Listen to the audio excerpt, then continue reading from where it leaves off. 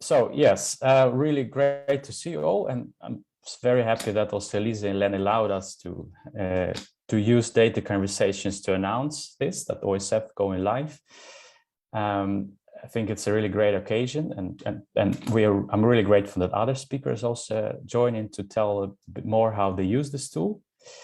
I'd like to share my slides with you and tell you very briefly what kind of tool is it, what can you do with it, what are the next steps. Let's see here. Can you see my screen? Yes. Okay, very good. So so it's a project which we were working last month on that, implementing this tool for our users, and there were other colleagues also involved, Peter Vos and Brett Olivier in this. And these are just a few of colleagues which are, for a bigger program, few research data support. So I want to start in one slide, tell you what's actually program is about. How come we came up with OSF for institutions? What can you do as a few user soon with this tool? How to easily to get started with it, and what should you expect in the coming months? So this product, OSF for institution, just one of the different services and tools which are being planned or already implemented from the program for research data support. So it started more than 2 years ago, and there are 3 main aims which were stated at the beginning. So we want to implement tools, facilities, and support for our researchers to help them with better management on their data. We want to help them with increasingly make their data more fair. I don't have to explain you that, perhaps, what fair means.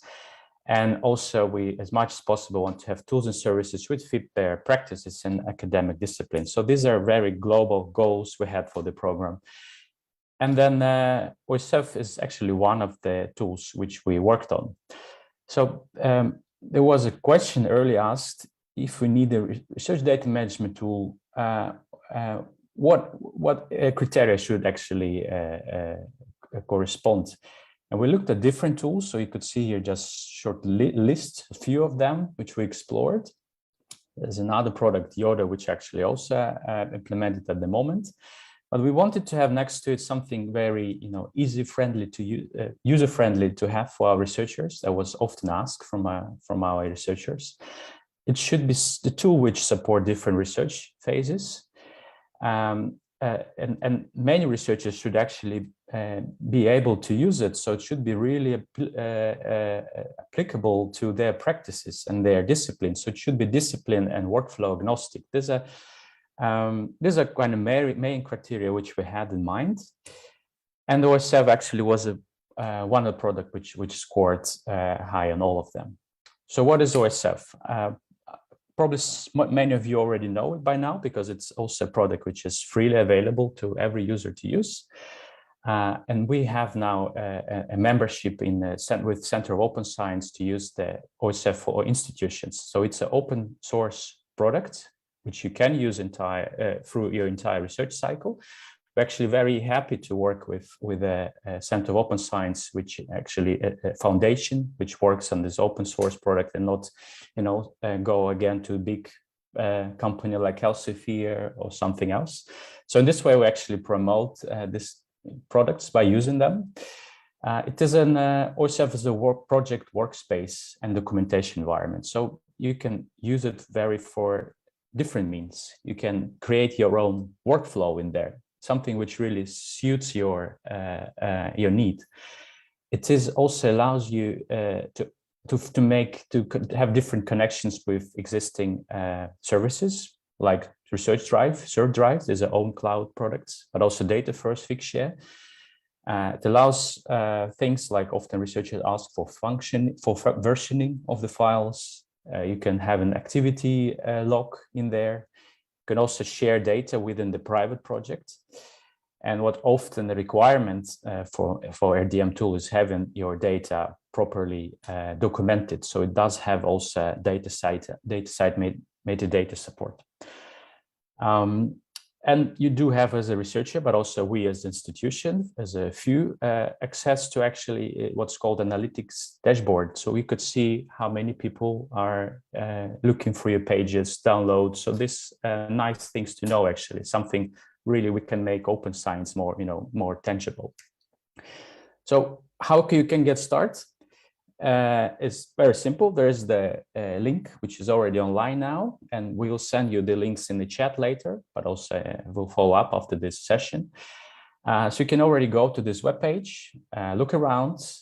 We collected different information, which is important to have if you want to start using OSF. It's also available through the OSF portal, but also in the link, you can see it on the screen. We'll follow it up as well. With OSF, which makes it different from the free version. The OSF for the free, you have to log in with your ticker account, or sorry, ticker application. So it's actually more secure for our users. We also have different measures in place, which it makes it suitable for medium level of sensitive data if you use the storage in European Union. That's one of the options possible in the OSF. And all the projects which you make public will be automatically appearing on the list on FU OSF portal.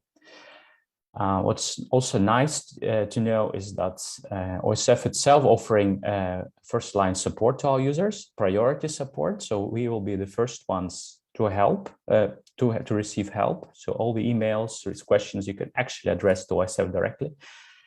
And research support desk of the FU is there to provide general answers on some more general ADM related questions. Well, also nice thing that you can apply for extra storage in the coming months. And more is coming. We also realize that it's just one product is not enough. So it's actually more important is how you use it, how you as researchers will make use of it in the coming months. So we will be organizing trainings and courses, which we want as much as possible make suitable for your needs. So we'll be doing it also together with you and with members of FU data support. We'll be also looking more how to better integrate different applications which are already supported by the FU, like OneDrive. It's been implemented and next year will be available for other faculties. So you could also connect it to OSF. And what's most important, we think, is that we work now on building up a group of FU OSF advocates group. So these are some spin of the webs in the web, how we call them, people who actually have strong interests in the reproducible research and open science, curious to learn a bit more, and willing to become, part of the broader FU community, FU network. Just but working, as a researcher in your own departments or faculties. So we want to invite you also, but there will be message sent broadly to the FU to become part of this group. You could send email either to Lena or to RDM support desk. So what we ask from these people is actually be our advocates, very simple, spread the word about OSF, be part of also data conversation, at least attend one of the meetings in the coming year, but also provide us as a future product owners of OSF at the FU more advice, how can continue improving this product, what's still lacking, what your needs are. So we really want to stay in contact with researchers. And so future OSF advocates will become also a member of Open Science Community Amsterdam. And a few things we offer in return, be involved in the growing ADM community, free trainings, courses, but also be able to get firsthand information from our ADM support desk. You will have also access to our Slack channel, where we have different discussions, updates on just some peer support.